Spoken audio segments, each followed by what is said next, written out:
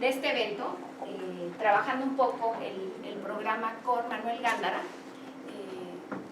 Una de las mesas era el tema de las nuevas tecnologías y Manuel nos habló de una manera y con mucho entusiasmo del trabajo que ha hecho Peter, no solamente desde la perspectiva de la tecnología, sino también de la tecnología aplicada a la divulgación, al acercamiento del patrimonio con la sociedad. Y en ese sentido, bueno, nos pareció, pues coincidimos con él en que era importante traerlo al coloquio de educación.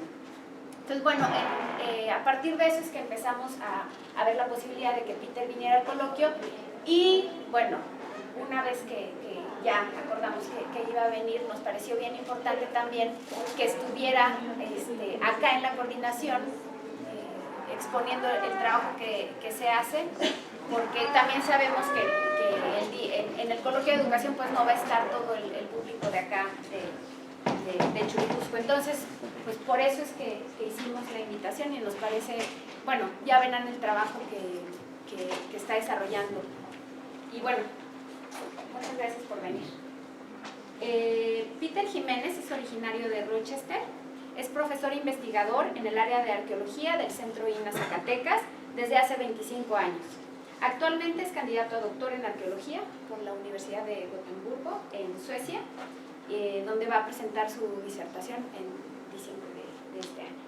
De 1986 al 2006 fue director del proyecto arqueológico La Quemada y a partir del año 2008 hasta el día de hoy es corresponsable del proyecto arqueológico Cerro del Teúl, Zacatecas, que es un sitio que está próximo a abrirse como zona arqueológica. Es autor y coautor de 2 libros sobre la problemática de la conservación y restauración de la zona de La Quemada. Es autor de numerosos artículos de investigación arqueológica relacionados a la problemática de la interacción interregional del norte, occidente y centro de México. En 1989 inició una línea de investigación en torno a la utilización del marco teórico de los sistemas mundo aplicado al noroccidente y occidente de México. En el desarrollo de estas aplicaciones ha contado con la asesoría de André Guter-Frank, Thomas Hall y Christian Christiansen. Este es su supervisor en la tesis doctoral. Fue el encargado de la conceptualización del Museo de Sitio de La Quemada, el Museo de Sitio de Altavista, Chalchihuites, y el Museo de Arqueología Ganot Pechar en Durango, Durango. Reconociendo la importancia fundamental del vínculo entre el INA y la sociedad, ha puesto especial énfasis y atención al cómo comunicar la arqueología a la sociedad de una forma didáctica y amena. Y bueno, pues es un gusto que esté hoy con nosotros. Les hacemos una invitación, les recuerdo, al coloquio y específicamente a la mesa de nuevas tecnologías, donde va a estar presentando Peter el día jueves, pero que también en esa mesa van a estar presentando también personal de la coordinación el trabajo que se está haciendo. Muchas gracias, Peter. Muy amable, gracias.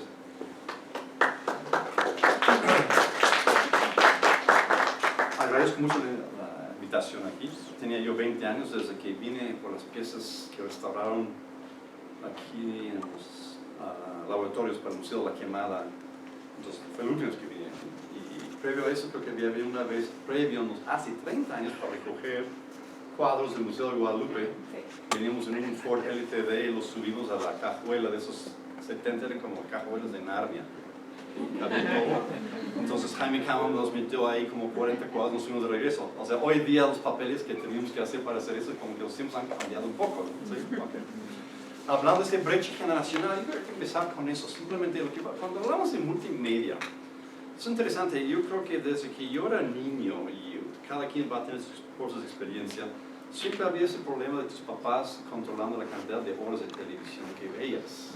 Y los que tienen hijos o nietos, ¿okay?, o ambos, ¿okay?, saben que hasta la fecha, hoy día sobre todo los papás son mucho más conscientes de ese problema de cuántas horas está el niño frente a la nana electrónica.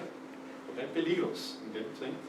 Entonces estamos ante un cambio muy interesante de mi generación, que nos tocó la televisión de bulbos blanco y negro, que era fantástico, y programas como El Mundo de Disney, El Reino Salvaje, que eran programas así de domingo que no fallabas, o ver los Beatles con Ed Sullivan, así, que marcaron tu juventud, y la tele era realmente parte de la vida cotidiana, pero a la vez estamos ante ese problema hoy día conscientes que la televisión puede ser una herramienta o puede ser una super dependencia.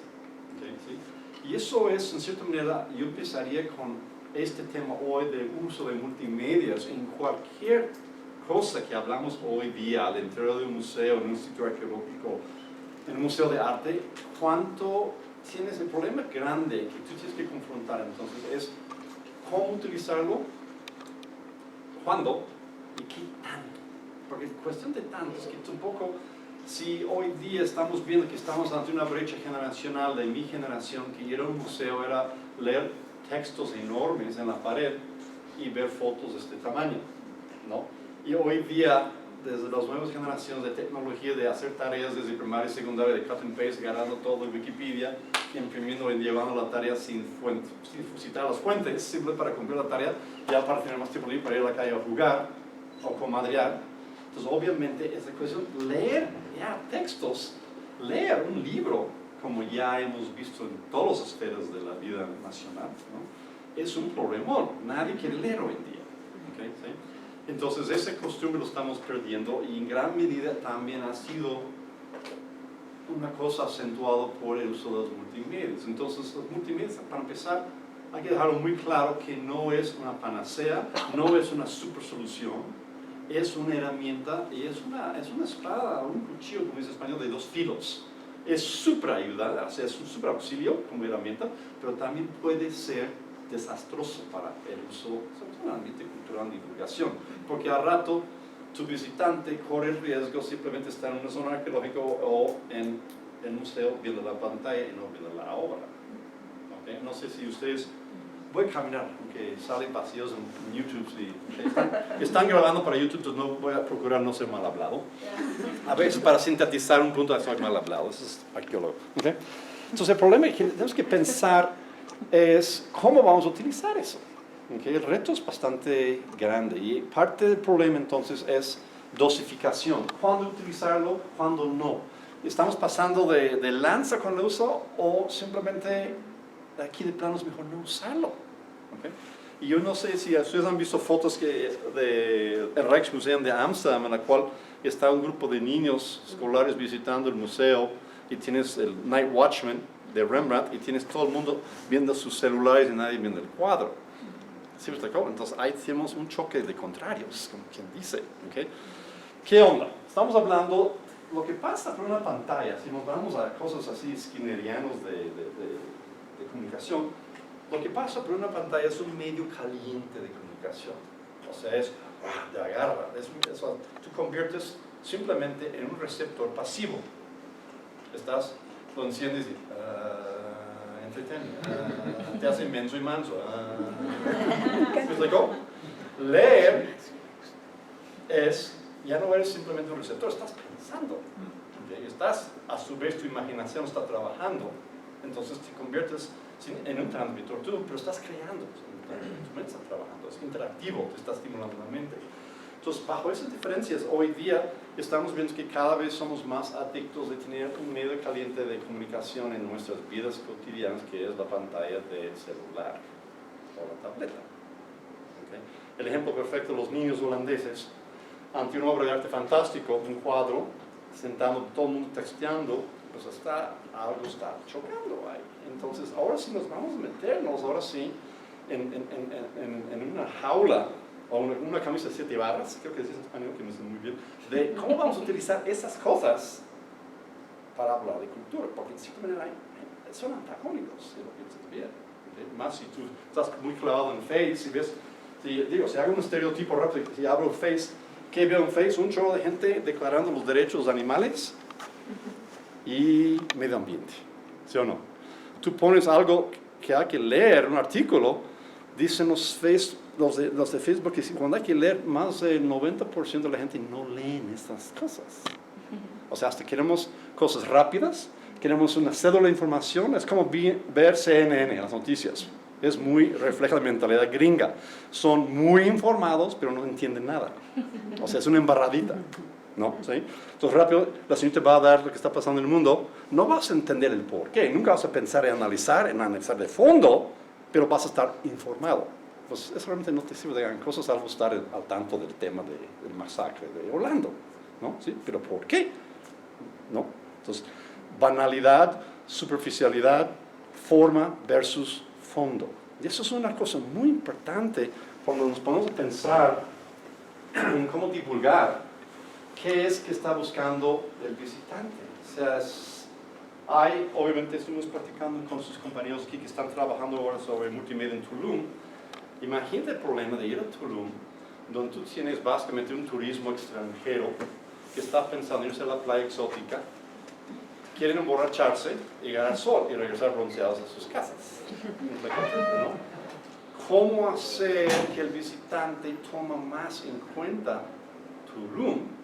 Y cómo romper ese ostión cerrado de quiero alcohol y acercarlo a que se empapa al sitio, que entienda los murales y que vea la larga cantidad de años involucrados en especialistas como ustedes en conservar esos cuadros en un medio salino contra la deterioro y la desaparición. O sea, eso es generar una conciencia.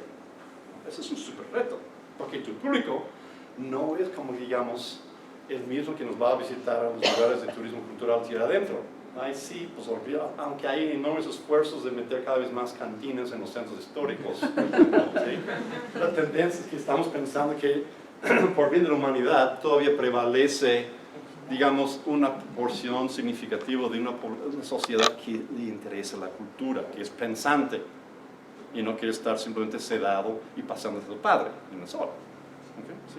Entonces, todas esas cosas vienen en mente. ¿Okay? Ahora, cada uno de nosotros tenemos contactos muy distintos. ¿Cómo fueron nuestras primeras experiencias con multimedia o realidad aumentada, como quieras llamarlo? Y yo recuerdo, por ejemplo, los primeros museos que me tocó ir de niño, en Mesa Verde, cuando yo tenía 10 años, el museo de sitio era como una cabañita con mamparas con fotografías de blancos y negros de las primeras excavaciones, así de este tamaño, y textos escritos a máquina, pegados. Y era fascinante ver esas fotos, por ejemplo, ¿okay? Y ver las fotos de las excavaciones en una foto de este tamaño, era fascinante, recuerdo muy bien. Entonces, es una cosa que después de 20 años en la quemada, y ahora en Teo nos dimos cuenta de que si hay algo que el público visitante les encanta es venir a una zona arqueológica cuando está en proceso de excavación, porque ven el paciente abierto, simplemente ven la operación, y eso es fantástico. No quiero ver el cicatriz gacho después de la operación, con la zona ya abierta al público, pero cuando ellos tienen chance de ver los contextos de derrumbe, cómo estuvo ese muro, cómo cayó, cómo está la cuestión del difunto, cómo está la cuestión de la ofrenda, la estratigrafía, el antes y después, eso es fascinante. Y es en cierta manera entonces, cuando hablo con gente de museos, siempre tienes que pensar que la ventaja que tenemos como investigadores es el factor de asombro. Y el factor de asombro es nuestra forma de abrir la concha y agarrar el alemán alcohólico, chelero, un Tulum, y decir, mira, acá no sabía eso. El momento que tocamos esa cuestión de asombro, de tocar lo que el pasado nos está diciendo, los secretos que guarda el pasado, que nosotros vemos en la excavación, es una cosa fantástica. Entonces eso ha ido mucho en museografía. Da mucho más, como decimos, que hablar en el discurso entre el visitante y el museo de sitio, o el museo simplemente, ¿no? ¿Sí? Entonces, ¿qué podemos sacar del factor asombro de la arqueología a que el visitante quiere ver excavaciones? Pues obviamente multimedia es una forma fantástica de mostrar qué es que excavamos, qué encontramos, y ver ahora sí el contexto de cerca, como lo vemos nosotros. Toda esa información que nosotros lo ponemos en informes y se va al Consejo de Arqueología, está en el archivo, ¿no? ¿Sí? Ni modo que el pueblo va a los archivos, o el turista. ¿Cuántos turistas van al archivo de Don Pepe ahí en el centro pasado? Es que me voy a Tulum la semana entrante y quiero empaparme todas las excavaciones del pueblo? Está muy difícil, ¿estás de acuerdo? ¿No? Más en el metro, llegar al centro ahorita está más difícil, ¿no? ¿Verdad? Tengo entendido. Entonces, lo que podemos hacer entonces es pensar qué, cómo, cuánto y dónde. multimedia en el contexto. Eso es fundamental, porque de lo contrario, multimedia, una cosa es que cuando uno me opera de un pie hace unos años, y el doctor dice, utilice un bastón, pero no mucho porque después te acostumbras, ¿no? O muletas, te acostumbras. Entonces mucha gente al tener esa herramienta que está ahí para apoyarte en algo, a rato estás acostumbrado, a los 3 semanas, 15 días, ya tu cuerpo ya está incluso, ya casi lo pide, y tienes que ir en contra de ello para ya no utilizar las muletas, no utilizar el bastón. Cuando multimedia es una herramienta y cuando multimedia se convierte en un artefacto de dependencia. Eso es sumamente peligroso. ¿Okay? ¿Sí? Entonces, esas son cosas que hay que tomar en cuenta. Esas son consideraciones previas que tenemos que pensar. ¿Sí? Ok. Experiencias personales con esto. Lo que hace algunos años, estando en Holanda, en La Haya, hay un museo fantástico de Escher. ¿Okay? ¿Sí? El famoso grabador que hacía grabados fantásticos holandés. Y en La Haya hay un museo dedicado a él, y hay una parte que tú entras y sientes y te ponen unos goggles, que es como una máscara de soldador, así cortado así, y te echan a andar, te sientes muy cómodo y te echan a andar, entonces ya te estás viajando por los cuadros de Escher en 3D, en todo el movimiento, ya te estás nadando en todo eso. Es fascinante lo que hacen, ¿sí? Y eso fue una cosa fantástica que están haciendo simplemente para ir más allá de Escher. ¿Okay? Súper bien hecho. Okay.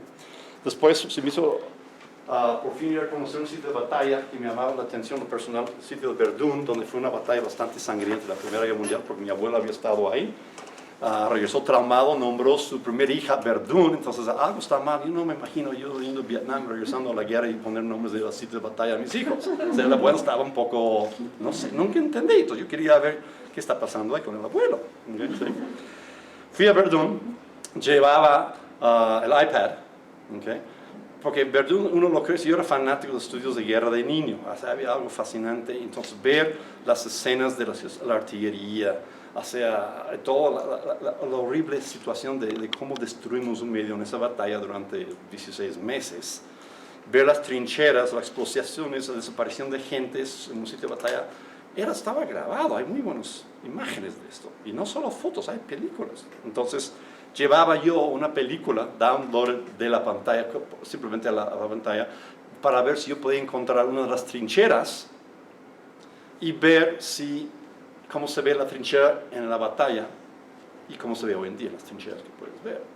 Entonces empecé a ver ese interjuego de trinchera hoy día, trinchera en su momento, todo el campo. Hoy no lo percibes porque ya está lleno de vegetación. En esa época no había un árbol alrededor de Verdún. Si lo ves los videos en YouTube, donde van a ver esto al rato, okay, vas a ver que no había nada. Entonces pensé, ¿qué forma tan fácil? Y mandé una carta de Defensa Nacional de Francia, porque ya estamos a unos años de preparar para las conmemoraciones de la Primera Guerra Mundial, que sería fantástico utilizar ellos, su acervo que tienen de Verdún, y utilizar un multimedia para que los chamacos puedan caminar y ver los desastres y la pérdida de vida y entender, transportarse al pasado donde estaban sus abuelos muriéndose y lesionándose. ¿Okay?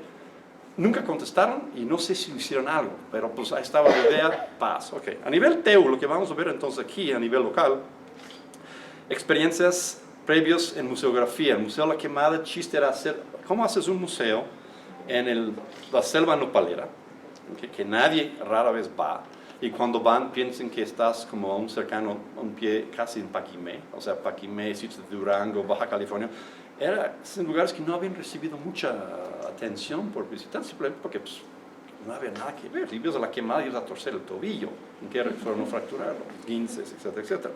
Restaurar el sitio, excavar el sitio, y ahora sí, preparar el diálogo con el visitante. Había que convertir en un espacio muy reducido cómo preparar ese visitante para La Quemada, para prepararlo para lo que él va a ver, pero a su vez darle el fondo, los elementos para que aprecie y contextualice la arqueología del norte versus la arqueología del mundo maya, agua, Teotihuacán, urbanismo, ¿me explicó? ¿Sí? Entonces multimedia era una forma fantástica, en un video de 20 minutos, pum, esa persona entraba al video sabiendo nada, salía del video y ya entendía la diferencia. Eso entonces que servía como un curso de capacitación electrónico acelerado, como el Instituto Metralla, ¿okay? En que esa persona ya sale del auditorio y ya está listo para entrar a ver las piezas y va a entenderlo.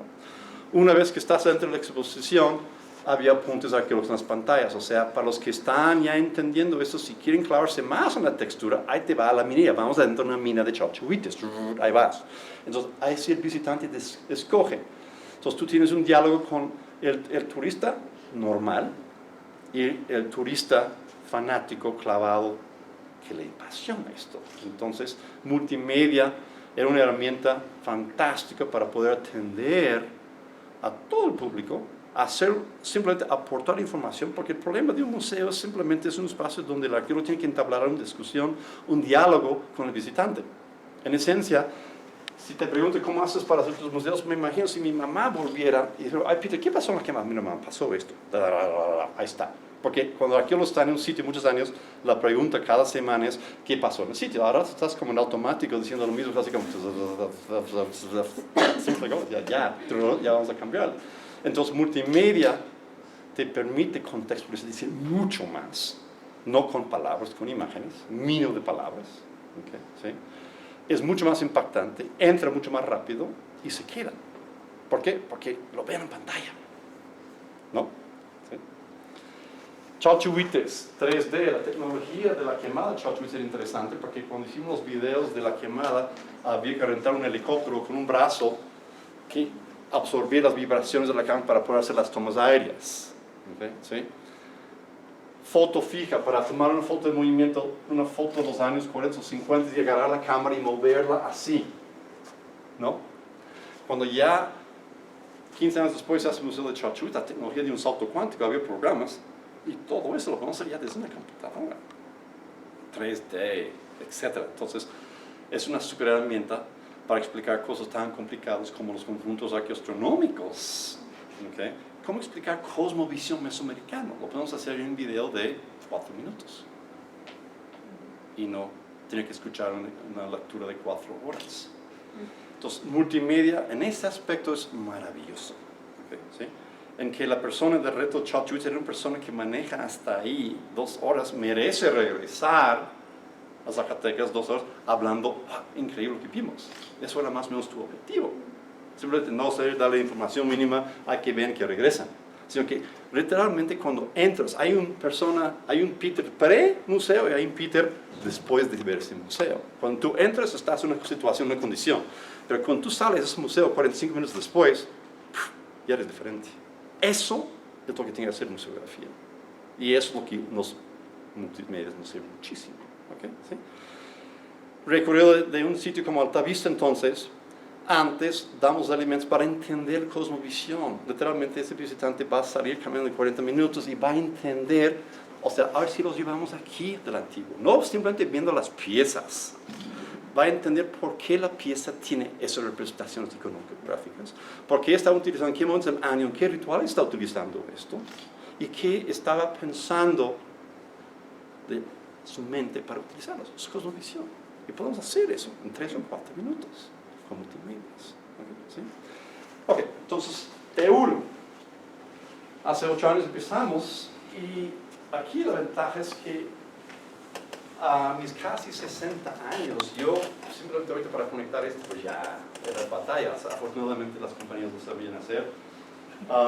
Yo puedo hablar y concebir y imaginar y concebir y conceptualizar, pero realmente el aterrizaje de estas cosas a esto que ustedes van a ver, entra la juventud. ¿Okay? ¿Sí? Entonces, ¿qué estamos viendo hoy día? En ese caso, es un par de jóvenes, ¿okay? Que son muy especialistas, autodidactas, que hay una cosa que siempre me sorprende mucho a los jóvenes mexicanos, en ese caso Mayra Chano. Estaríamos trabajando en un grupo viendo las posibilidades de hacer esto con input, alimentación de los arqueólogos y de todo el mundo, topógrafos que están ahí, y ellos mismos como jugando lo que llamamos rebote la pared, contra la pared, la pelota. ¿Okay? Y ellos, o sea, oye Chano, no se puede hacer esto, o bueno, no se puede hacer eso. Entonces Chano decía, pues sabes qué, creo que hay unos programas por ahí, déjame checarlo y el lunes ya vemos cómo está. Y van a sus casas, investiguen el programa, en inglés o en húngaro.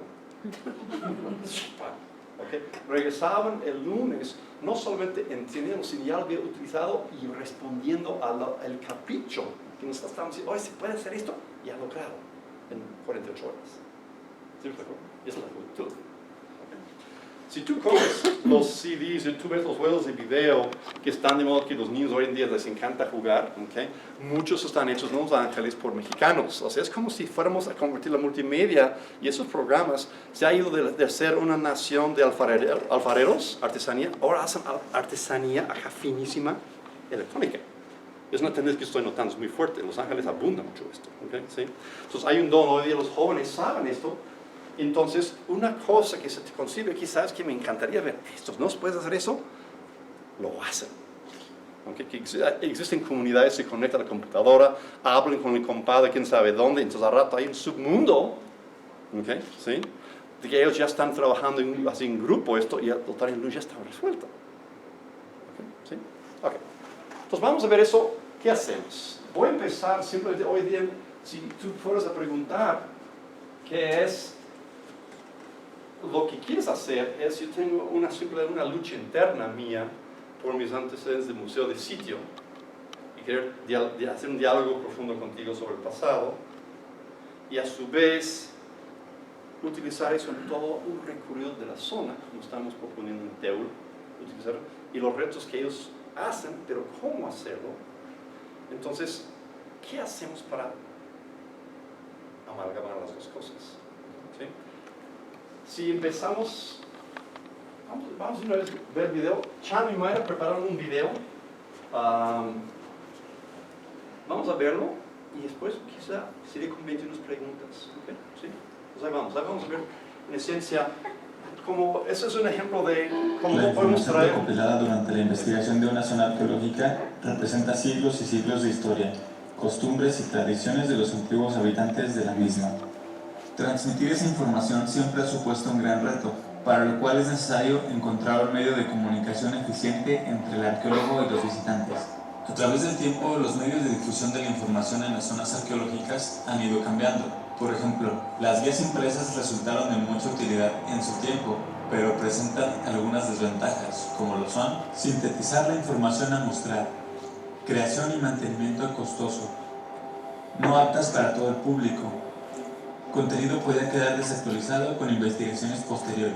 Otro medio de difusión es a través de señalética colocada en la zona, en la que además de los inconvenientes anteriores, representa en la mayoría de los casos un obstáculo visual en la zona.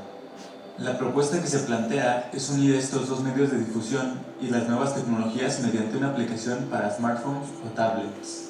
Con lo anterior no se propone terminar con el uso de la señalética tradicional, sino complementarla a través de los diferentes tipos de multimedia y hacer la experiencia del visitante más didáctica mediante el uso de los dispositivos móviles, que hoy en día se encuentran al alcance de un gran número de personas.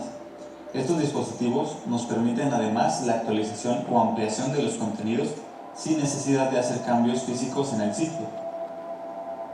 Dentro de las actividades de investigación realizadas por el proyecto arqueológico Cerro del Teúl está el registro de conjuntos arquitectónicos y contextos arqueológicos. Un ejemplo de este tipo de registro es el llevado a cabo en una estructura subterránea denominada Tumba de Tiro, que forma parte de una costumbre funeraria de 2000 años de antigüedad en el occidente de México. Dicho registro consistió en la toma de puntos georreferenciados con estación total. Como guía se colocaron chinchetas con una separación de 10 centímetros para generar un modelo de buena resolución. El registro comenzó en el tiro de la tumba, tomando los puntos visibles desde el exterior, y posteriormente fue necesaria la introducción de la estación a la cámara mortuoria para tomar los puntos del interior también señalados con chinchetas. Estos datos tomados en campo pasan por un proceso de edición en el que son unidos mediante un programa de CAD que genera una malla con la forma general del vestigio. Una vez realizada la edición en el programa de CAD, es posible agregar caras a la malla generada a partir de los datos de la estación. El modelo se trabaja mediante el programa Blender. En este se generan texturas a partir de fotografías digitales que se proyectan en el modelo y se corrigen pintándolas digitalmente, intentando crear un efecto fotorrealista. También se han registrado figurillas de tamaño pequeño y mediano. Estas, en su mayoría, son piezas arqueológicas entregadas al proyecto por la gente del Teúl. Las piezas fueron registradas por medio de la técnica de fotogrametría, que consiste en generar modelos tridimensionales mediante fotografías digitales. Las fotografías se toman en serie rodeando la pieza. Una vez capturadas, el primer paso es la importación de las imágenes al programa. Se utiliza el software Agisoft Photoscan. Para lograr que el modelo se genere exitosamente, es necesario tomar por lo menos 15 fotografías consecutivas con áreas de trazado. Después, se genera una nube de puntos, la cual es la representación más sencilla del modelo. Posteriormente, se crea la nube de puntos densa. Esta es una versión más detallada de la anterior y se notan claramente las características de la pieza. A partir de esta nueva nube de puntos se genera el mesh, que es una malla que genera el programa tras la unión de los puntos y a su vez crea las caras del modelo. Finalmente, el software genera una textura que obtiene de las fotografías y se la asigna al objeto correspondiente, eliminando los componentes de la escena. El software ayuda bastante, pero lamentablemente genera imperfecciones. En pocas palabras, proporciona un modelo con demasiadas caras, presenta agujeros en la malla y agregados. Además, la textura del modelo sale desacomodada y por estas razones el modelo no cuenta con las características para animar o para utilizar en la aplicación. Para solucionar esto, se procede a la retopología, que consiste en la organización de la estructura original corrigiendo el flujo de las caras para crear un segundo modelo con menos puntos. Para iniciar la retopología se crea alguna figura base, como un plano. Se adhieren los puntos al modelo fotogramétrico y poco a poco se van agregando más puntos. Estos nuevos puntos se ajustan a la pieza dándole forma. A esta nueva versión más ligera de la pieza se le marcan costuras y se le proyecta la textura. Para aumentar la calidad del modelo se utiliza un mapa de normales, el cual es una imagen que simula relieves e iluminación que no están moldeados de manera detallada en la pieza retopologizada. En este caso se repitió el proceso en muchas otras figurillas y se situaron dentro del modelo de la tumba de tiro vista previamente. Se renderizan los fotogramas creando finalmente un video.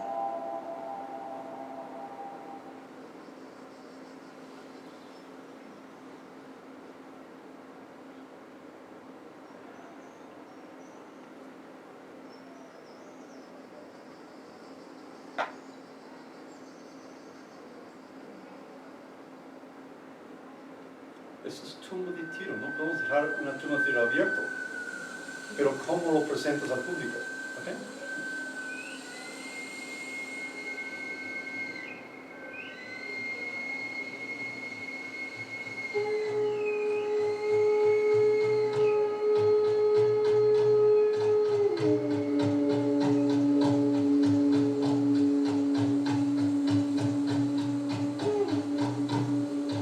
Voy a interrumpir. Fíjense ustedes el trabajo de la caída del reposo de los huesos aquí, ¿okay? Hacen esos detalles, se tienen que fijar, o sea, ni modo que estás poniendo escaleta, simplemente lo pones, lo cargas y lo dejas con la caja torácica parado. O sea, realmente los jóvenes, ¿no? Después discutiendo este grupo, tenemos que ver cómo está cayendo la estructura ósea. Eso lo vemos cuando estamos excavando, pero para hacerlo en video, entonces significa que el joven que está haciendo el video se tiene que familiarizarse con el estado de putrefacción y peso y gravedad.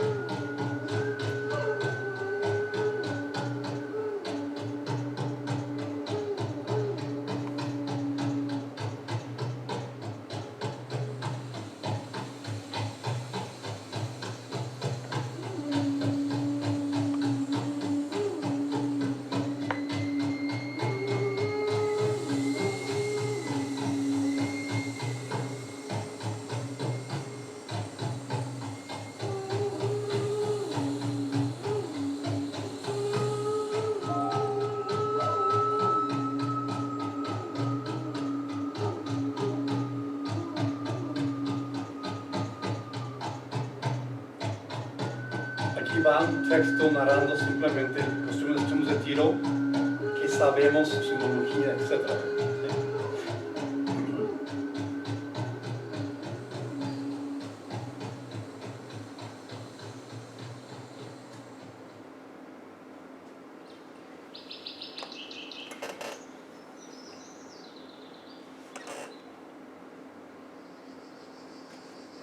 El punto de unión de la investigación, el registro en campo y la creación de contenidos multimedia es una aplicación para dispositivos móviles llamada Explora, la cual se utilizará a lo largo del recorrido por la zona arqueológica, pero especialmente en las áreas de estancia prolongada. En estas se ubicarán marcadores de realidad aumentada que mostrarán los contenidos.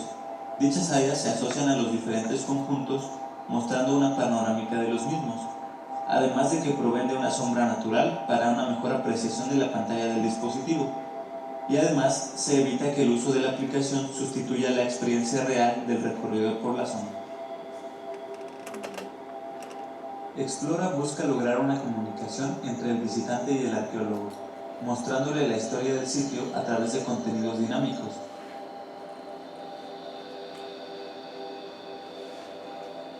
En ella, el usuario podrá conocer su ubicación basada en la lectura de los marcadores de realidad aumentada.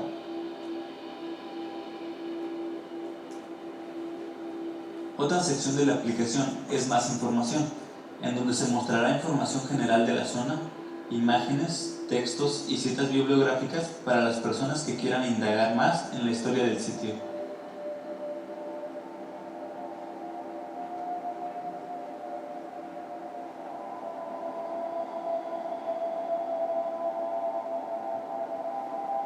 Contiene una sección de galerías fotográficas que muestran grupos de imágenes en los diferentes conjuntos arquitectónicos y los temas como excavación, restauración, etc. Esto hace posible mostrarle a los visitantes los procesos de trabajo e investigación en el sitio, cosa que comúnmente no se puede apreciar en una zona abierta al público. La sección principal de la aplicación se basa en la lectura de marcadores de realidad aumentada con la cámara del dispositivo. Cada marcador tiene asociado un contenido específico que al detectarlo ejecuta cierta acción. En este caso es la reproducción de un audio introductorio. El sombrero es el símbolo de Teúl de González Ortega, recién nombrado pueblo mágico del sur de Zacatecas. En esta elevación se encuentra uno de los asentamientos con mayor continuidad de ocupación en toda América. Desde 200 a.C., como lo demuestra la presente. Podrá escuchar mientras se llega a la primera área de estancia prolongada. En esta se mostrará un video de la importancia que tenían los cerros con agua para los pueblos prehispánicos.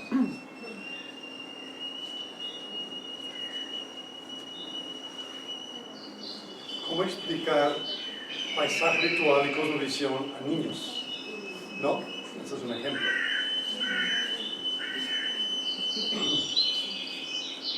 Todo eso está hecho ahí, ¿ok?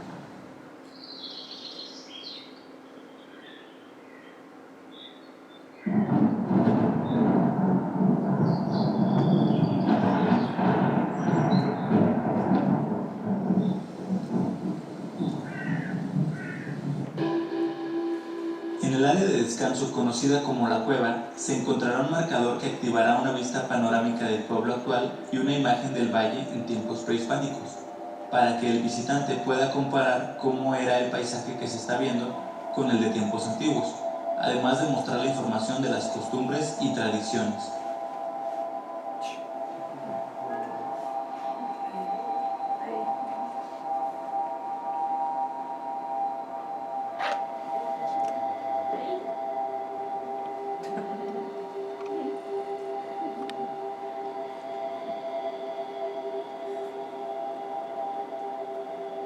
El recorrido continúa con la llegada a un conjunto arquitectónico conocido como la Plaza de los Dos Montículos, en el que se mostrará un modelo tridimensional de una escultura encontrada durante las excavaciones. Además, será posible ver las imágenes del proceso de excavación que llevó a su descubrimiento.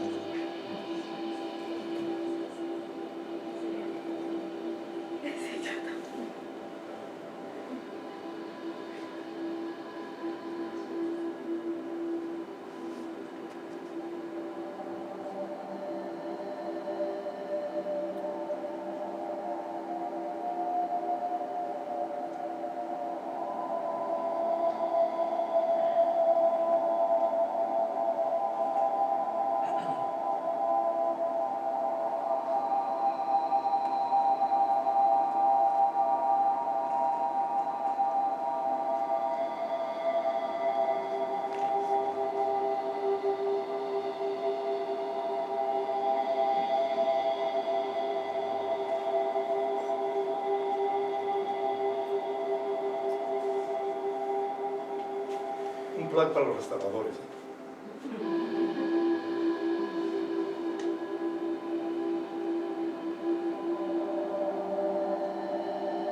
Se continúa con el recorrido por el patio hundido, en el que se muestra un modelo 3D levantado con fotogrametría. Este modelo es de un entierro humano que fue localizado durante las excavaciones y que ya fue retirado para su análisis y conservación. El visitante podrá ver no solo el lugar donde fue encontrado, sino su proceso de excavación.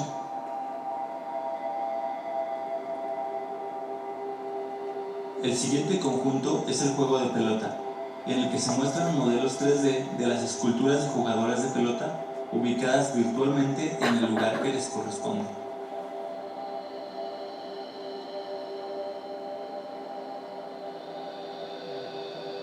Aquí va un video con las esculturas originales, cómo cayó, etc. Por último, en la zona en la que se encuentra la tumba de Tiro, se podrá ver el video con la reconstrucción virtual del interior y de cómo pudo haber sido el contexto en este tipo de enterramientos. La intención de utilizar un video es porque los visitantes no tendrán acceso al interior, esto con la finalidad de evitar el deterioro de la tumba.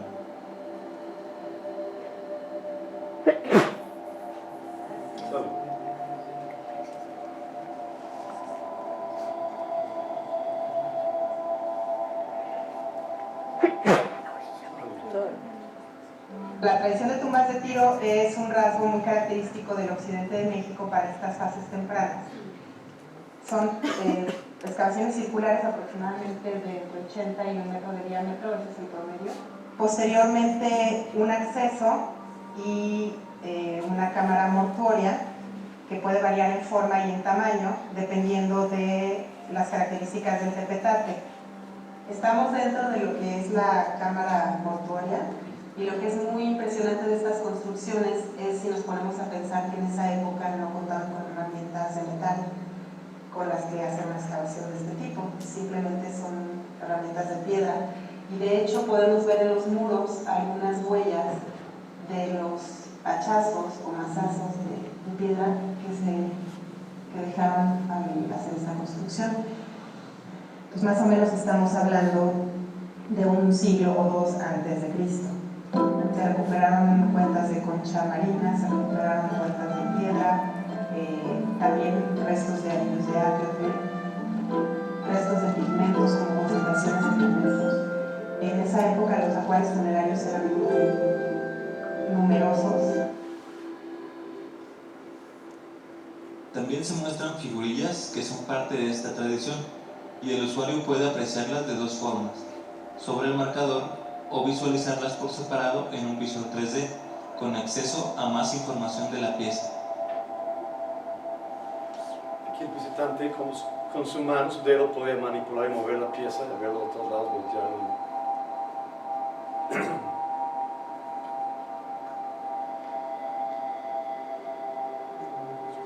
contexto específico.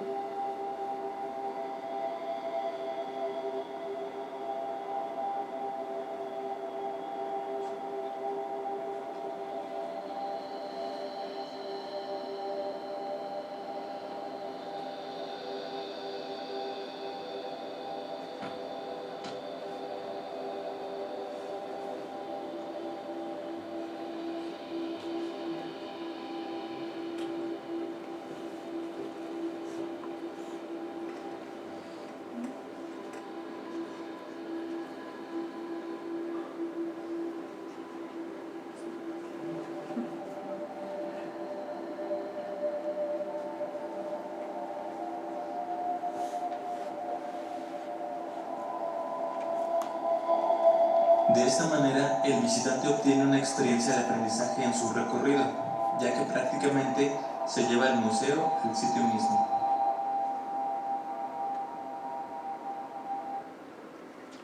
¿Se pueden las luces?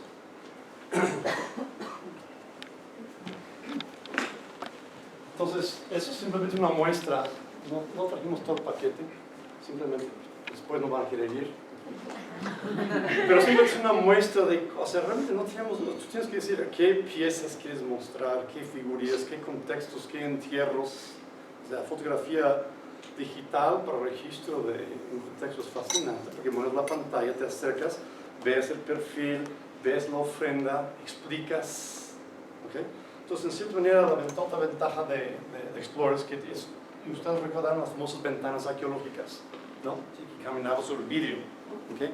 Entonces, cuando tú vas ahora con esto, tú vas por la zona, de repente, ¡pum!, te vas a detener, te va a avisar, sabes que estás sobre abajo de tus pies, donde estás parada, a una profundidad excavando, en que se puede mostrar fotos, mostrar el contexto, puede ver todo y sigue caminando. O sea, no tenemos el vidrio ahí con el vapor, algo que está ya, ¿no? ¿Sí? Entonces, literalmente, tu pantalla se va a convertir en esa ventana arqueológica. Entonces, esta es una forma que nos podemos incrementar. Y tú escoges, a lo mejor durante un año quieres tener estos en tu recorrido, a lo mejor quieres cambiarlo o cada semana vas cambiando. Entonces, es muy sencillo, lo vas cambiando esto. Permite entonces una flexibilidad, es renovable, es muy barato actualizar, y no tienes que imprimir otra vez y otra tanda de impresiones. Chano mencionó aquí una cuestión de el museo al sitio. Eso es un capricho que estamos manejando. De hecho, esa es la ponencia que voy a exponer pasado mañana. Es en cierta manera, al poder nosotros regresar al acervo, al cerro, en sus contextos, la persona verlo y poder tenerlo y moverlo y manipularlo, estamos haciendo lo que antes harías tras vidrios del museo del sitio. Entonces, esto automáticamente obliga un cambio en nuestra percepción de qué vamos a poner en los museos de sitios.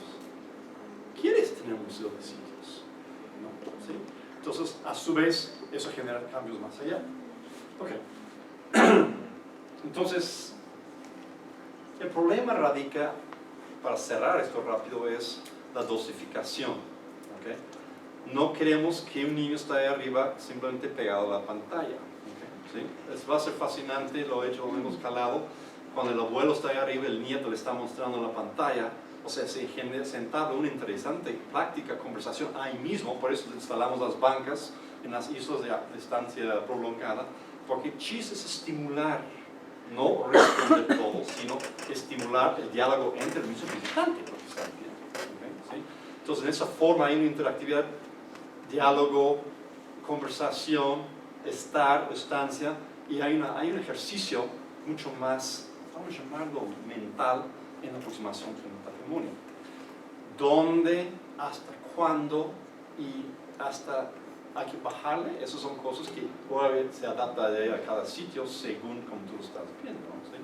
Entonces yo cerraría, esa es simplemente una muestra rápida de más o menos cómo yo creo que va a ser el futuro de las visitas a las zonas. ¿Sí? No sé si hay alguna pregunta, comentario, duda o trauma.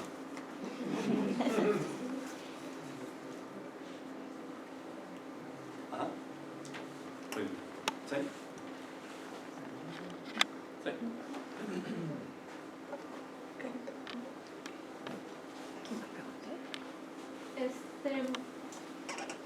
pregunta. Tú hablas ahorita de 2 personas que participaron en el proceso, pero realmente son como diferentes productos que tú unes en todo un discurso que das a través de la visita. Realmente, digo, ellos abarcaron todas estas diferentes áreas, supongo que no. Quisiera saber más o menos, porque obviamente yo comentaba hace rato con algunos compañeros que ves que varias de estas salidas, digamos, de divulgación, de poder ofrecer la parte del patrimonio cultural hacia el visitante, es la que varios quisiéramos en proyectos no solo de arqueología, sino de conservación.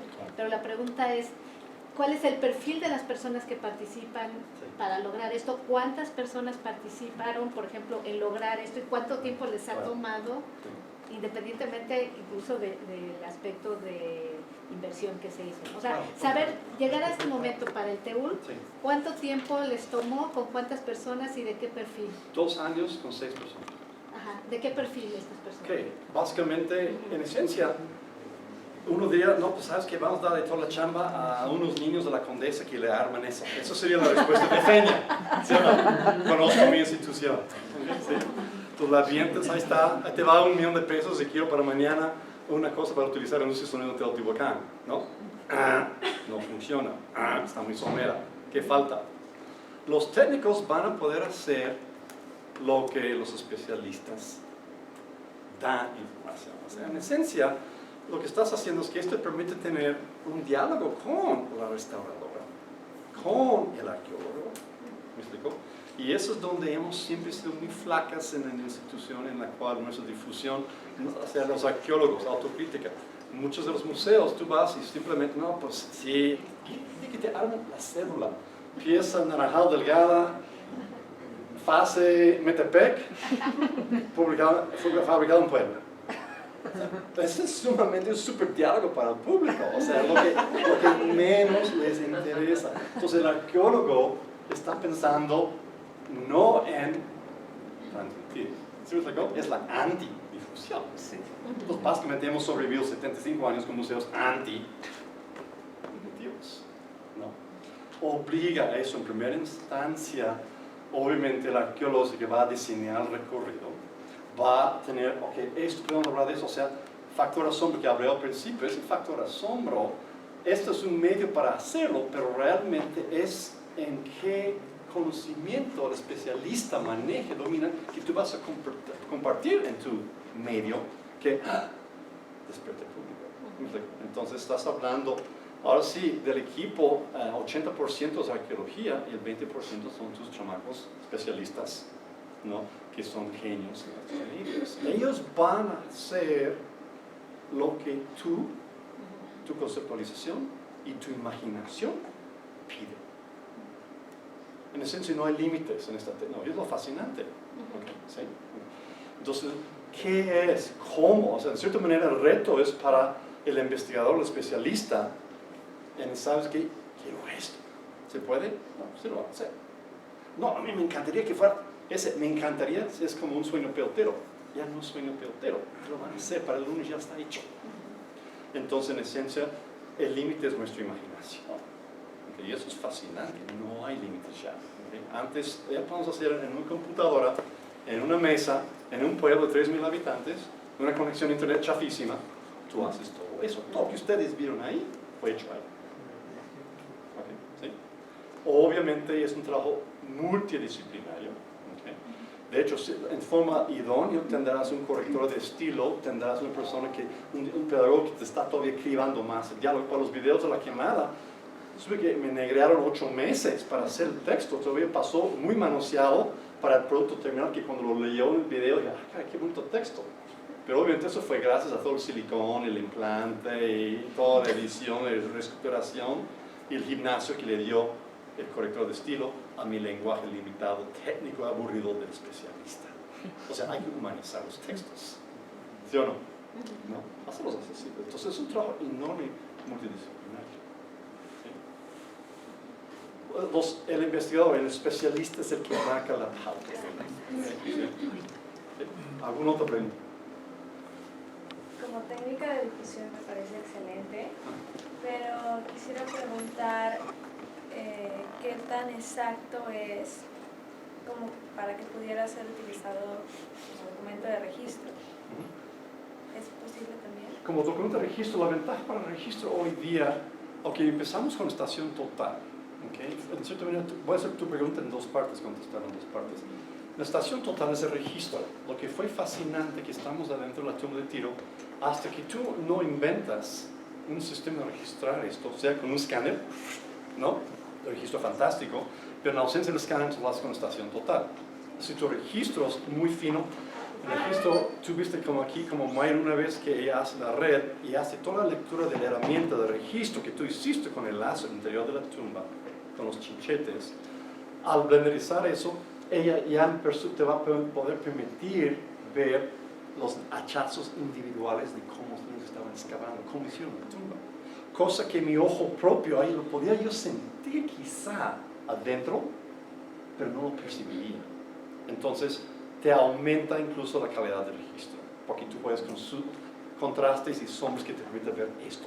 Pero la punta de partida de todo esto es tu registro en el campo, estación total, o tu escáner 3D. Hay escáneres fantásticos. Eso sería como el siguiente capricho que pide Santa Claus, ¿no? para el registro.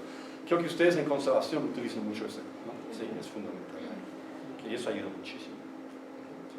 Ahora, eso es difusión, pero en esencia incluso me llama la atención la difusión. En esencia es, visto de perspectiva arqueológica, es una forma de diálogo. ¿Sí? Entonces, difusión en esencia es cómo estoy transmitiendo un cierto conocimiento que logramos sacar del pasado, cómo facilitar, acelerar y hacer más ameno esa información para mucho más gente. Es lo que es esto. Sí, desde su punto de vista, el proceso de investigación debe de tener objetivos de difusión, Obvio. es decir, esto de registro, y en qué momento de ese proceso entonces se incorpora el equipo de profesionales de la interpretación, la traducción, la difusión. Sí, yo estoy siempre, la cuestión, hay que recordar, nosotros vivimos del erario público, vivimos de los impuestos. Tenemos primera responsabilidad, o sea, mi satisfacción personal, yo puedo estar clavado en redes de interacción antiguas, como una pasión. Eso te dedicas tus posgrados si quieres a eso, o tus artículos, pero mi primera obligación es retribuir y mostrar a la sociedad en qué estoy demengando mi salario en términos que es a la vez circular para la sociedad. Esa es mi primera responsabilidad. Y creo que hemos caído en un grave error que por muchas décadas el mundo del arqueólogo, mucho más que el restaurador, vivía trabajando son de sus propios productos, mis artículos, mis puntos, siempre con esta cuestión, y bla, bla, todo. En esencia, eso estamos mal, y por eso yo creo que hay mucha cuestión en que lo vemos, ese laxo, ese estado de flojera de no querer comunicar ha generado museos en el mundo entero, que la cual hemos visto los últimos 20 años que dan flojera. ¿No? ¿Sí? El visitante a Teotihuacán está yendo en la mañana y 4 horas después ya se fue. Porque hay ¿cuántos museos hay dentro de Teotihuacán? ¿No? ¿Sí? Su visita fue en vano, no, pues Dios está muy padre, pero no vimos nosotros el diálogo, no entablamos la comunicación para compartir con él lo que nosotros encontramos nos apasiona. Error nuestro. ¿Sí? Si fuera posible que nos compartieran, por un lado, si han hecho evaluación formativa o pilotaje de esta aplicación con públicos de diferentes edades y cuáles han sido las mejoras, y por otro lado, si han enfrentado algún problema o proceso institucional que les frene en cuanto a la elaboración de la interpretación y los contenidos que presentan al público. Buenas preguntas. La primera fue referente a... Es que no tomé muy buen... Pilotaje y si han tenido evaluación formativa de este proyecto. ¿El primero cuál fue, perdón? Si han hecho pilotajes y evaluación formativa. Pilotaje es fundamental. Eso es muy importante. Desde cuando hicimos museos hace 20 años, era, a ver, o sea, lo que vulgarmente se llama un estudio de tu público, en que lo haces, ¿sí? ahora que siempre tienes, o sea, ¿cuál es la reacción? ¿Cuál es la interactividad? ¿Cuál es lo que despierta en el visitante con esto? Eso tienes que observar, checar, revisar, porque a lo mejor no está llegando a las expectativas tuyas y no es culpa de él, es culpa tuya que no estás. ¿Okay? Nuevamente, factor asombro es clave ahí. ¿Cómo llegas a factor asombro? Dando algo de una forma en que Juan y Juanita normal, mi mamá, podía entenderlo. ¿Sí me explico? Cuando dejamos nuestros tecnicismos y lo contextualizamos en un idioma real, todo el mundo va a entender. En esencia, lo que estoy simplemente es, ¿sabe qué, mamá? Ahora vea la quemada o ver a través de mis ojos. ¿Me explico? Es lo que estoy haciendo. Okay. ¿Sí? Es multidisciplinario. Institucionalmente hablando, no hemos tenido ningún freno. Al revés. O sea, cuando fui el coordinador nacional de arqueología y el subdirector de operación de sitios al TEUL, empezamos a mostrar eso como pensando, pues a lo mejor nos van a meter madres. A lo mejor, ya sabes qué, no. Pero de inmediato se fueron para atrás, ya sabes qué, ese es el futuro. ¿Qué necesitan ustedes? Okay. Y en ese momento estamos ahorita hablando con unas computadoras acá, tipo institucional, que están bien para escribir informes, pero para realmente echar el video necesitamos como diálogo con más hamsters, ¿me explico? O sea, necesitamos ya, entonces la coordinación nos apoyó mucho con hardware para hacer eso posible. Entonces hemos recibido todo el apoyo del mundo de la institución, fantástico, reconocimiento de la importancia de esto. En cierta manera, creo que es un ejemplo, es un proyecto piloto para mostrar, ¿okay? Si un sitio, en un rincón de la suave patria se puede hacer eso, imagínate acá en Teotihuacán y Tula y Cuicuilco y anexos, ¿me explico? Chichén Itzá. Okay, ¿sí? Okay. No toque la cuestión de restitución de edificios, anastilosis, ¿me explico? O sea, aquí en el recorrido es abundante. Tu visitante va a estar mucho más tiempo. Va a salir de ahí, va a guardar su teléfono, su tableta y decir, ¿sabe qué? Entendí muchas cosas que antes escuchaba. Así nos han dicho los pilotos. ¿Me explico? ¿Sí? Okay. Ahora sí entendí. ¿Okay? ¿Por qué no entendieron antes? Porque nadie dialogaba. Era la celulita de una delgada fácilmente pega, de hecho, bueno. A ver, tú al rato acá atrás, los mileniales como este joven después, si no. Sí, pásale. Disculpe una pregunta, ¿cuánto les costó la aplicación económica? ¿Cuánto dinero? ¿Cuánto cuesta hacerla? Hacerlo, estás hablando realmente, pues estamos hablando de muy poco precio, ¿okay? Porque no estamos subcontratando una empresa de la Condesa, donde así nos van a sablear. Usas tu talento local, ¿okay? ¿Sí? Chano empezó como velador. Era excelente estudiante, ¿no? Para que muestres la actitud de estos jóvenes hoy en día, los que te van a hacer eso. Chano era cantante en un músico de grupo en pueblo de 3.000 habitantes que se llamaba Los Esfínteres. O sea, hay que ser rebeldes en causa. Quieren enriquecer el mundo, ¿okay? Y darles la herramienta y la forma de hacerlo, te lo van a hacer. ¿Cómo hay que hacerlo? ¿Okay? Yo creo que parte 2, error mundial, es haber subestimado durante tantos años los jóvenes como, ahí están, pero ¿qué? Son los que están cambiando las cosas ahora.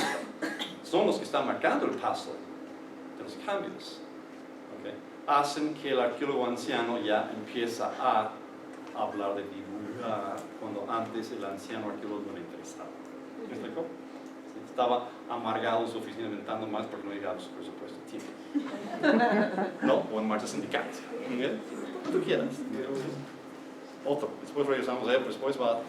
Pero no es tan caro, güey. O sea, yo trabajo en una de esas de la Condesa y no son tan caras. No es cara. Pero lo que quiero decir a ti y a los jóvenes de la Condesa, ¿okay? Es que si los arqueólogos y los investigadores, o sea, no van a trabajar contigo y te dan el input, tú vas a quedar mal porque no te están dando las herramientas, ¿me explico? ¿Sí o no? Puede pasar. No sucede. Me gusta tu defensa. ¿Sí? Siguiente pregunta. Ajá. Sí, quiero saber más sobre su trabajo con su pilotaje. en estas herramientas en particular que requieren dispositivos de smartphone, ¿no? Tablet, conexión a internet, No hace descarga falta. de aplicaciones. No hace falta. En el TEUL a duras penas tenemos internet. En el cerro menos. Entonces, este es un app. Tú vas a bajarlo, cuando tú llegas al centro de atención al visitante, lo vas a bajar, pum, ya lo tienes. No, pero lo sigue requiriendo. No, y de hecho, sí. O sea, no in situ y no mientras estás frente Sí, sí, a sí. la cosa que vas a escanear. Sí, sí. Pero digo, en algún punto tienes que tener ese acceso. Sí. ¿Cómo ha sido en el uso de este tipo de dispositivos la evaluación? ¿Es un rollo que aprenden más por conducta? O sea, es decir, las conductas, qué tipo de conductas les requieren. Sí. ¿Y qué tanto es, o sea, se pondera más bien en el aprendizaje de los contenidos? O sea, si han hecho ustedes esta evaluación de Sí, si sí. es contenido, si es lo visual, si es el auditivo, si hay algún problema con la luz en la pantalla, o sea, ¿cómo es Todo eso hay que pensar. Por eso, donde va a estar el visitante prolongadamente, generamos las sombras. O sea, áreas arboladas va a estar ahí. ¿Sí? El problema es que Tulum es eso. ¿No? Cada sitio va a tener dónde vas a poner lo que yo siempre llamo las islas, las oasis de información. ¿Sí? ¿Dónde? ¿Qué vas a poner? Otras cosas tan sencillas. Cosas para certeza. El Museo de la Quemada, la experiencia fue hace 20 años, que cuando hicimos museo, para empezar, la primera exigencia en diseño es que 60% del espacio del museo era para servicios educativos. Nos pusimos a trabajar, entonces, a hacer una cosa llamada Proyecto Vida. Desde que un niño llega cada año, desde el primero de primaria hasta último de prepa, cuando él viene cada año, ¿qué va a haber cada vez que viene? Nada. ¿Okay? ¿Sí? Entonces diseñamos un programa de ahora que viene a esa edad, en este año van a ver esto, en este sitio van a caminar hasta aquí, ver esto. O sea, diseñamos todo el programa de esto. Eso obviamente es pedagógico. ¿Okay? Trabajar pedagogos y todas esas cuestiones. Hay que pensar, esto es muy, ¿cómo diríamos? Multidisciplinario, en la cual tú tienes que ver cada palabra que utilizas va a ser entendido por un mayor espectro de la población, o desde ahí ya estás interrumpiendo tu comunicación. ¿Okay? Y eso obviamente se hace muchas pruebas. ¿Okay? La ventaja es que tenemos en el TEUL cada semana 2 o 3 visitas escolares, que cuando se necesitó no está abierto el sitio, pero nos ha servido mucho para ir ya calando esto. Buenos días. Mi nombre es Óscar Gutiérrez, yo trabajo aquí en el área de difusión, de la coordinación, y parte de nuestro trabajo es generar estos contenidos, ¿no? Que sean atractivos para compartir los trabajos de restauración que se hacen aquí. Y bueno, utilizamos herramientas como son audiovisuales, documentales, animación, fotografía, todo esto. Sin embargo, hemos encontrado cierta renuencia de los especialistas a generar estos contenidos, ¿no? Cuando ven los resultados, bueno, les agrada y no saben ellos el potencial hasta que ya lo ven el producto terminado. Sin embargo, sí hay personas que todavía no identifican este potencial de la comunicación y la importancia, ¿no? Que es parte de nuestro trabajo, generar esa conciencia de que si no se da a conocer lo que ellos están generando, es simplemente como si no lo hubieran hecho. Así es. En ese sentido, ¿qué otras estrategias para generar esta conciencia en los especialistas se pueden aplicar para que cooperen a lo mejor en estos trabajos de difusión? O sea, ¿cómo abrir los tíos, no? Chorro de limón, alcohol en cerillo.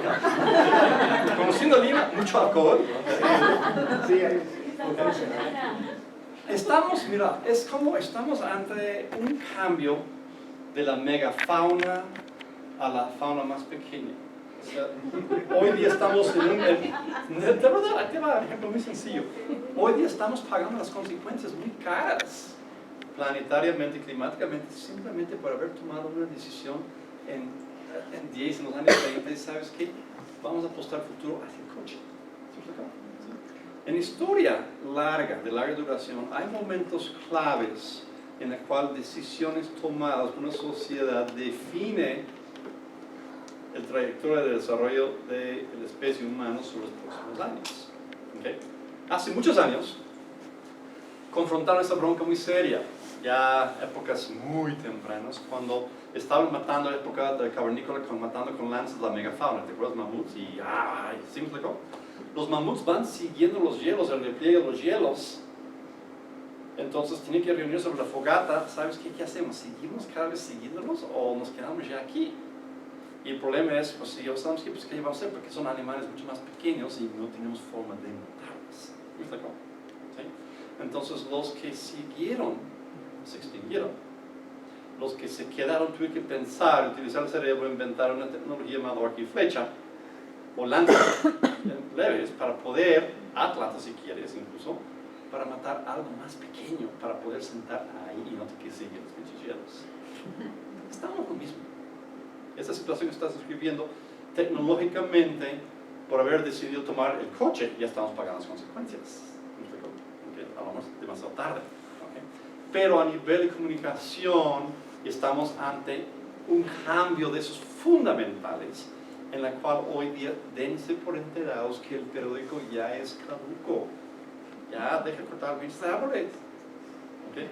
Ese esquema que yo me crecí, de mi abuelo despachándome para comprar el periódico un domingo para leerse el periódico de la capital, ¿no? Después yo viendo las caricaturas así, o sea, y tenías la tinta en las manos después, y entonces, o sea, hoy día si mi abuelo viviera, estaría encantado recorrer los periódicos de Inglaterra, Estados Unidos y París en 20 minutos.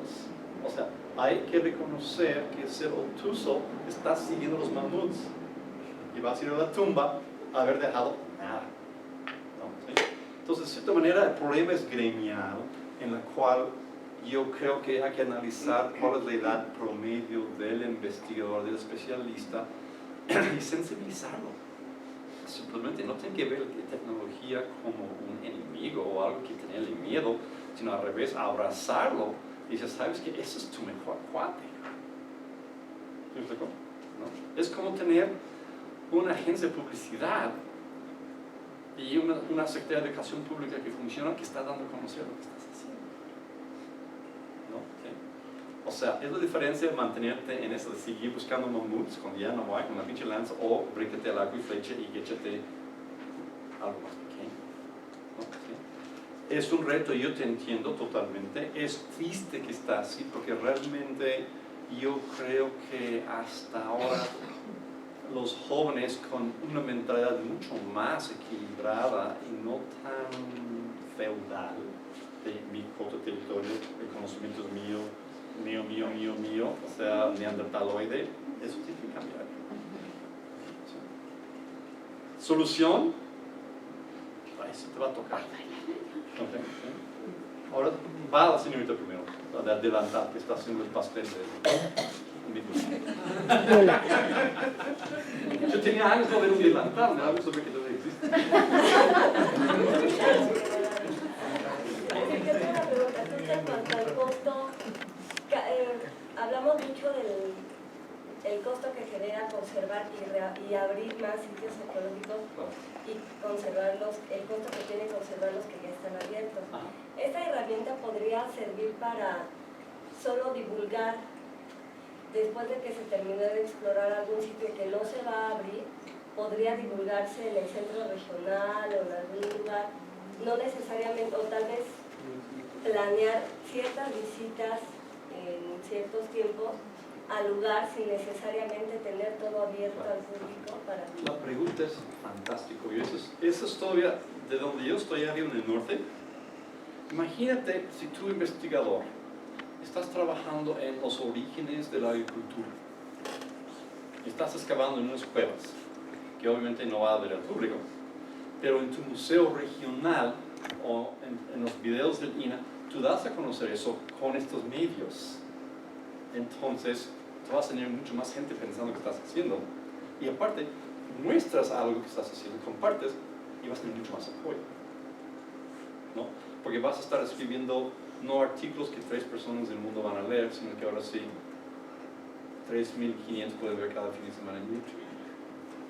Esos sitios no se van a abrir, pero no significa que simplemente yo excavé, hice unos pozos, ya me morí y ya están los informes, ya lo dejé en los informes. No, o sea, esa información no puedes dar inmediatamente en el transcurso de la excavación, instantáneamente das a conocer, entonces estás actualizando y estás dejando algo tangible en ese momento. ¿Me explico la diferencia? Es mucho más interesante. Hace que la gente, tú estás acercando a la gente para que compartir con ellos. Y son sitios que nunca van a abrir. O sea, a lo mejor hay muchos lugares alrededor de Tula o Teotihuacán que se perdieron en rescates y salvamentos. Eso es una forma fantástica. ¿Okay? El complejo Vancomer que está aquí, ¿no? o no sé dónde, no estoy muy brújula. ¿Okay? Cuando hicieron la excavación encontraron en los 70s un antiguo puerto, muelle, que vinculaba hacia la aldea con muelles, estacas y todo para el lago para los canotajes, para llevar productos. ¿Okay? Todo eso fue destruido por un enorme complejo bancario. ¿Okay? ¿Sí? Si imaginas, tú vas al archivo, sacas las fotografías, agarras las fotos, ¿okay? O sea, para que me expliques simplemente lo que podemos hacer con una litografía de 1831. Si alguien me pregunta qué me apasiona a mí, ahí les va. Esto para mí es casi éxtasis. Lo que se va a hacer simplemente intercalando.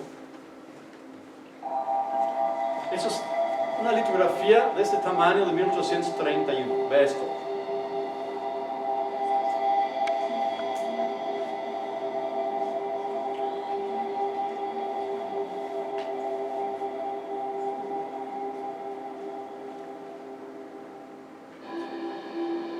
Pones eso al lado de la maqueta en el museo, ¿qué tal? ¿No? ¿Sí o no? Di una foto fija, 50, intercalado con el presente.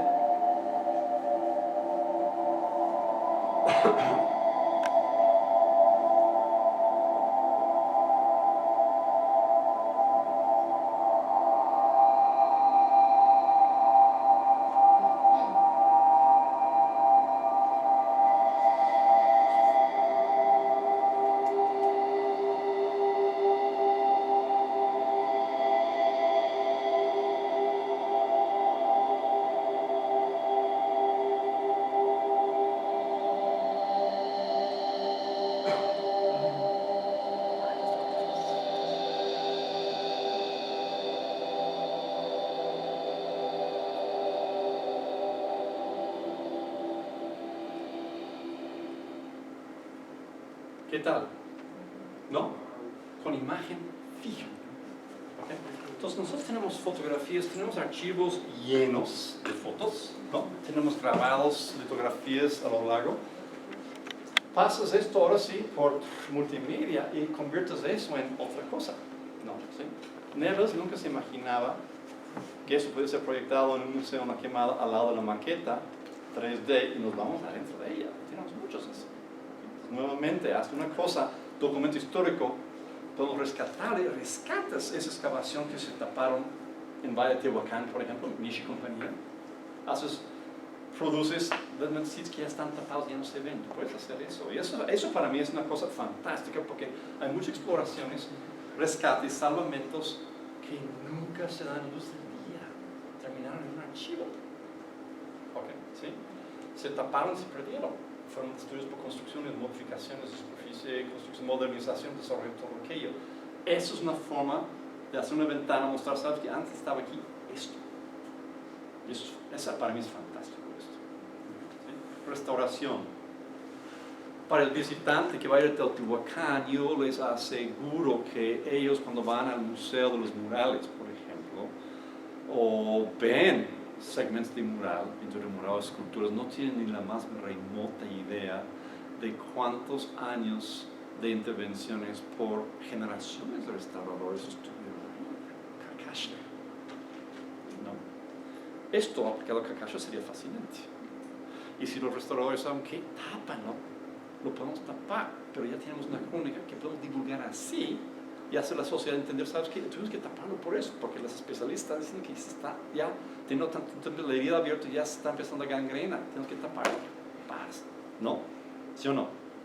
Entonces, aquí el reto es, para restauración, hay una cosa que es importante, porque siempre el público está acostumbrado a ver el producto terminado, pero no se imagina las horas, meses de trabajo que hay atrás de esto para que tú puedas gozarlo en este momento.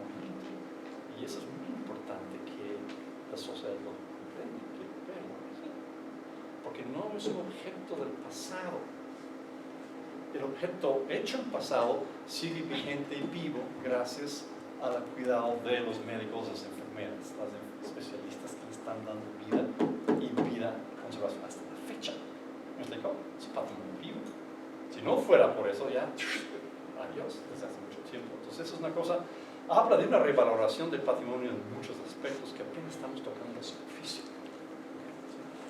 Pero la cuestión de sitios tapados, eso es fantástico. En tu museo, entonces, regional, podemos hablar de excavación de una aldea que no hace visitar las aldeas, o una cueva, un abrigo rocoso, o un campamento chichimeca. ¿Okay? Y lo puedes presentar y ellos, fantástico. Entonces, la investigación low profile que nunca ves en ningún lado, ahí lo vas a tener para salir y contribuye a, o sea, la gente puede entender cómo esos proyectos raros que el INA hace en el semidesierto o en las cuevas aporta conocimiento para entender algo fundamental del pasado, ¿no? Se facilita eso. Otra pregunta, duda. Condesa, ¿estamos bien? Sí. Es barato, la verdad sí es barato. ¿Sí? ¿Alguna otra pregunta? Muy bien, pues agradezco mucho su interés. Espero, les dejo con esta tarea. Si ustedes que tienen hijos, o otros que están ahí atrás que son adictos a los videojuegos, ¿okay? La bronca real en todo esto es la dosificación.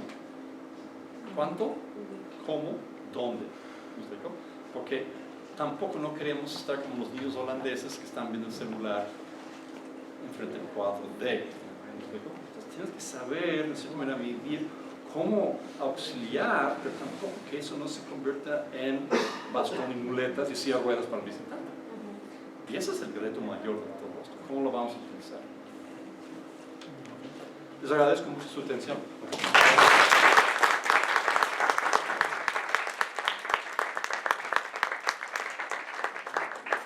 Muchas gracias, Peter. Bueno, antes de cerrar, sí quisiera decirles, la verdad me encantó lo que nos viniste a platicar y yo creo que estamos mucho como en el mismo rollo. Estamos como muy preocupados por el tema de cómo acercamos el trabajo que hacemos, cómo lo vinculamos con la sociedad y cómo reactivamos en las ocasiones en las que se necesita este vínculo de la sociedad con su patrimonio, ¿no? Me gustó mucho la palabra esta de asombro, porque creo que al final es lo que a veces estamos buscando, porque es una cuestión más como emocional, donde entonces reactivas allí una relación con la gente, ¿no? Sí. Y creo un poco también platicando de la pregunta que te hicieron, es todo un reto, ¿no? El cómo poder lograr este trabajo. Lo veo mucho porque creo que tenemos ahorita un buen momento en la coordinación porque hay un equipo de especialistas con las cuales estamos trabajando para crear estas como estrategias de comunicación. El asunto es que era lo que yo estaba pensando cuando tú presentas.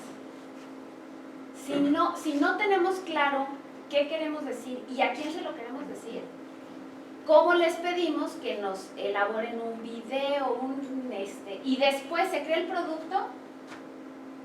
Y si no tenemos todo un trabajo para después echarlo a andar, evaluarlo, replantearlo, pues yo creo que estamos también allí fallando, ¿no? Y el joven de la Condesa ya se nos fue.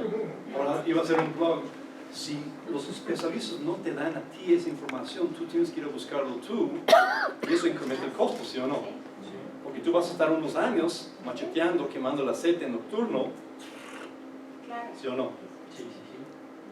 Si nos damos la información a él, eso le va a permitir a él utilizar su inteligencia, sus dones, en utilizar la cuestión del interfase tecnológico y no tener que perder tiempo en cosas que no se estén es un trabajo simplemente de equipo. ¿Sí? Lo que él va a poder hacer va a depender de la cantidad de apoyo que le damos para empezar. ¿Sí? Y obviamente aquí tiene mucha imaginación, o sea, ¿qué es que yo quiero hacer con esto? Mira, podemos hacer eso, podemos hacer eso. O sea, ese rebote contra la pared del trabajo en equipo es fundamental. Porque es cuando estás pensando, ¿sabes qué? Ese día no, porque entonces hay que ser autocríticos, simplemente no ir a la primera.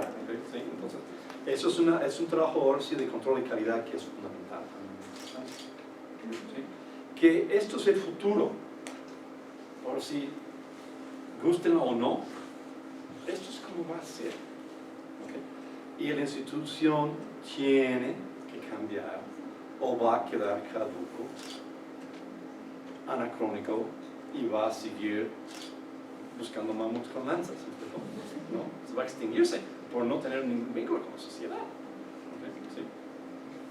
Digo, eso es obvio, eso es el futuro. No hay, el que lo dice, el que está peleando al revés, está mal. Entonces hay que abrazar esto, trabajar con ella y recuperar ahora sí el tiempo perdido que nos hemos dado como cierto... No, hay que trabajar el doble para reponernos. ¿Sí? Y yo creo que la cosa es no simplemente hacer una política nacional sino que más o menos empezar. Escoge a nivel nacional, escogen 2 o 3 sitios, o 4 o 5 sitios, 3 o 4 templos, o desde la perspectiva de restauración, espacios delicados, agarrar 2 o 3 y hacer y empezar. Y no tratar de aplicar una política nacional de noche a mañana y para 3 meses ya quiero que esto no va por ahí tampoco. ¿Sí? Eso es como yo lo vería desde la trinchera. ¿Sí? Muy bien. Te entregamos tu constancia y muchas gracias. Gracias. Fue un gran placer. Gracias.